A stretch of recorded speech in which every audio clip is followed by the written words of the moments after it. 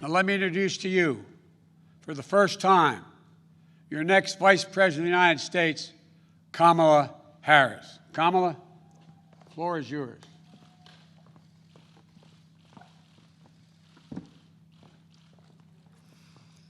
What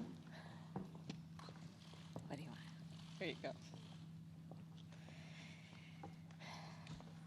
Thank you, Joe. Thank you. Thank you, Joe. As I said, Joe, when you called me, I am incredibly honored by this responsibility, and I'm ready to get to work. I am ready to get to work. After the most competitive primary in history, the country received a resounding message that Joe was the person to lead us forward. And Joe, I'm so proud to stand with you. And I do so mindful of all the heroic and ambitious women before me, whose sacrifice, determination, and resilience makes my presence here today even possible. This is a moment of real consequence for America. Everything we care about, our economy, our health, our children, the kind of country we live in, it's all on the line. We're reeling from the worst public health crisis in a century. The president's mismanagement of the pandemic has plunged us into the worst economic crisis since the Great Depression. And we're experiencing a moral reckoning with racism and systemic injustice that has brought a new coalition of conscience to the streets of our country, demanding change. America is crying out for leadership. Yet we have a president who cares more about himself than the people who elected him. A president who is making every challenge we face even more difficult to solve. But here's the good news. We don't have to accept the failed government of Donald Trump and Mike Pence. In just 83 days, we have a chance to choose a better future for our country. So, Joe, Dr. Biden, thank you for the trust you've placed in me. Jill, I know you will be an incredible First Lady. And my husband, Doug, and I are so grateful to become a part of your extended family. And ever since I received Joe's call, I've been thinking, yes, about the first Biden that I really came to know, and that, of course, is Joe's beloved son, one of his beloved sons, Beau. In the midst of the Great Recession, Beau and I spoke on the phone practically every day, sometimes multiple times a day, working together to win back billions of dollars for homeowners from the big banks of the nation that were foreclosing on people's homes. And let me just tell you about Beau Biden. I learned quickly that Beau was the kind of guy who inspired people to be a better version of themselves. He really was the best of us. And when I would ask him, where'd you get that? Where did this come from? He'd always talk about his dad. And I will tell you, the love that they shared was incredible to watch. It was the most beautiful display of the love between a father and a son. And Beau talked about how Joe would spend 4 hours every day riding the rails back and forth from Wilmington to Washington so he could make breakfast for his kids in the morning and make it home in time to tuck them in bed each night. All of this so 2 little boys who had just lost their mom and their sister in a tragic accident would know that the world was still turning. And that's how I came to know Joe. He's someone whose first response when things get tough is never to think about himself, but to care for everyone else. He's someone who never asks, why is this happening to me?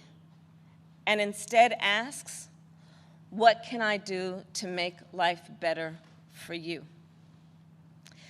His empathy, his compassion, his sense of duty to care for others is why I am so proud to be on this ticket. And Joe and I, yes, we are cut from the same cloth. Family is everything to me, too. And I cannot wait for America to get to know my husband, Doug, and our amazing kids, Cole and Ella. Because whether I'm cheering in the bleachers at a swim meet, or setting up a college room dorm, or helping my goddaughter prepare for her school debate, or building Legos with my godson, or hugging my 2 baby nieces, or cooking dinner, Sunday dinner, my family means everything to me. And I've had a lot of titles over my career, and certainly vice president will be great. But Momala will always be the one that means the most. And you know, my mother and father, they came from opposite sides of the world to arrive in America. One from India and the other from Jamaica, in search of a world-class education. But what brought them together was the civil rights movement of the 1960s. And that's how they met as students in the streets of Oakland, marching and shouting for this thing called justice in a struggle that continues today. And I was part of it. My parents would bring me to protests strapped tightly in my stroller. And my mother, Shamala, raised my sister Maya and me to believe that it was up to us and every generation of Americans to keep on marching.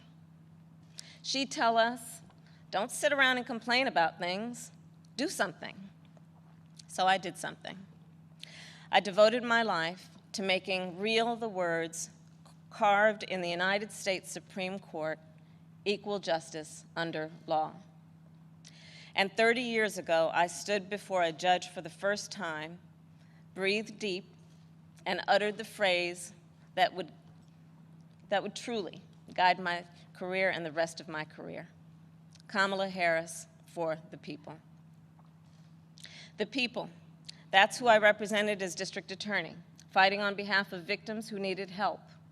The people, that's who I fought for as California's attorney general, when I took on transnational criminal organizations who traffic in guns and drugs and human beings. And it's the people who I have fought for as a United States Senator, where I've worked every day to hold Trump officials accountable to the American people.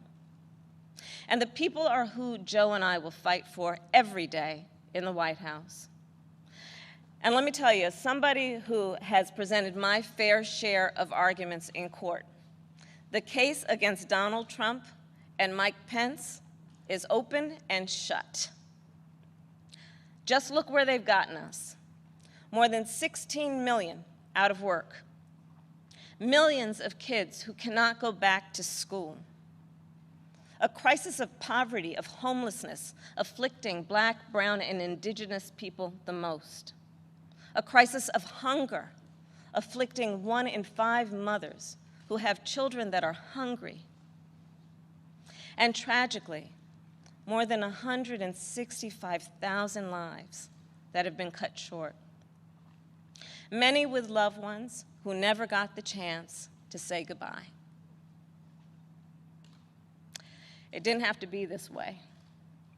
6 years ago, in fact, we had a different health crisis. It was called Ebola. And we all remember that pandemic. But you know what happened then? Barack Obama and Joe Biden did their job. Only 2 people in the United States died. 2. That is what's called leadership. But compare that to the moment we find ourselves in now. When other countries are following the science, Trump pushed miracle cures he saw on Fox News. While other countries were flattening the curve, he said the virus would just, poof, go away. Quote, like a miracle.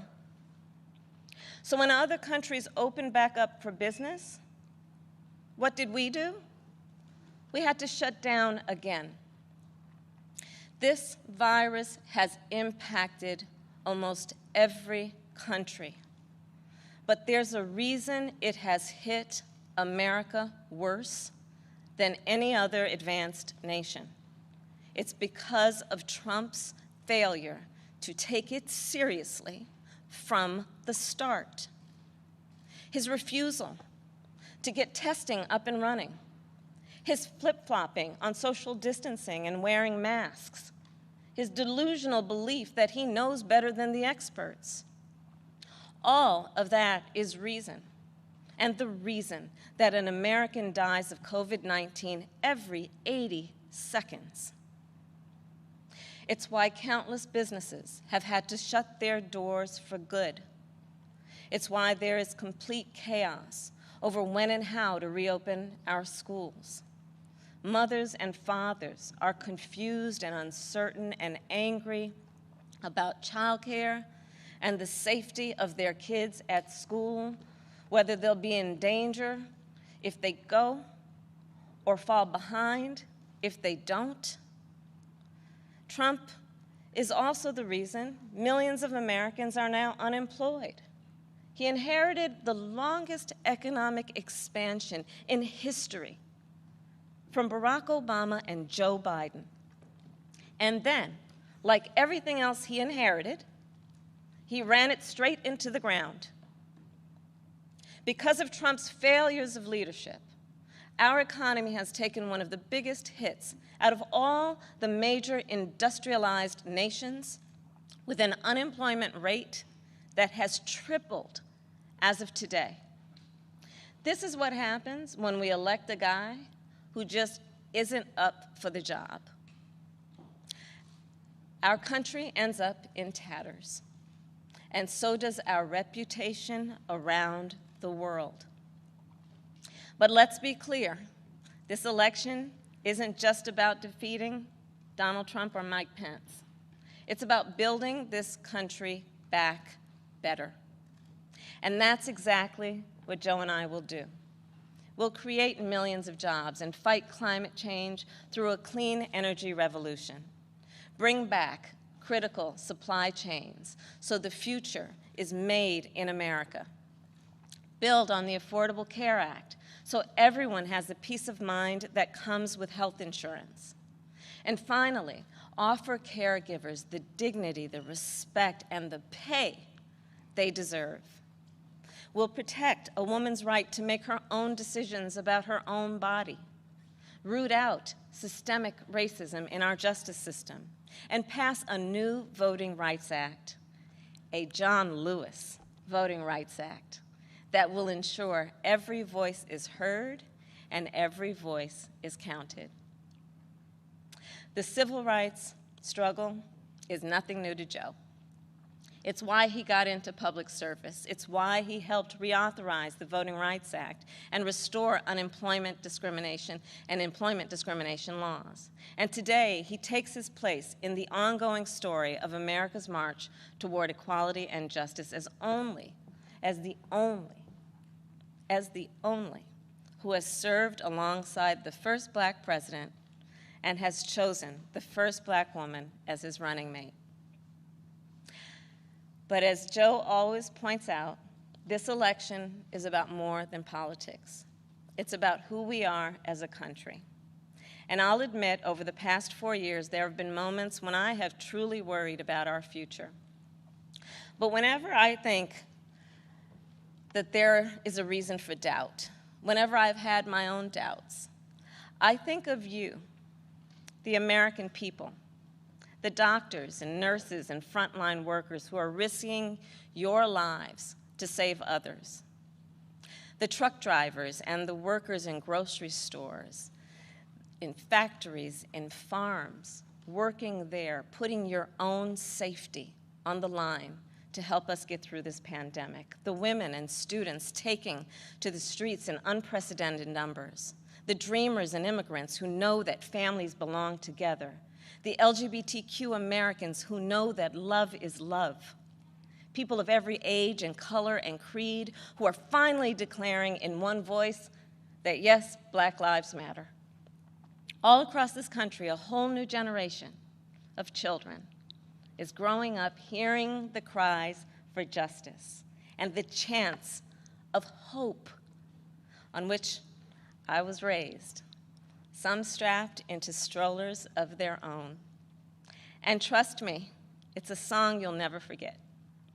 So to everyone keeping up the fight, you are doing something. You are doing something great. You are the heroes of our time. And you are the reason I know we are going to bring our country closer to realizing its great promise. But to do it, we'll need to work, organize, and vote like never before, because we need more than a victory on November 3rd. We need a mandate that proves that the past few years do not represent who we are or who we aspire to be. Joe likes to say that character is on the ballot, and it's true. When he saw what happened in Charlottesville 3 years ago today, he knew we were in a battle for the soul of our nation. And together with your help, that's a battle we will win. Earlier this year, I said I'd do whatever Joe asked me to do. And so now I'm asking you to do the same. So visit joebiden.com to get involved in this campaign and vote, because electing Joe Biden is just the start of the work ahead of us. And I couldn't be prouder to be by his side, running to represent you, the people. Thank you, and may God bless the United States.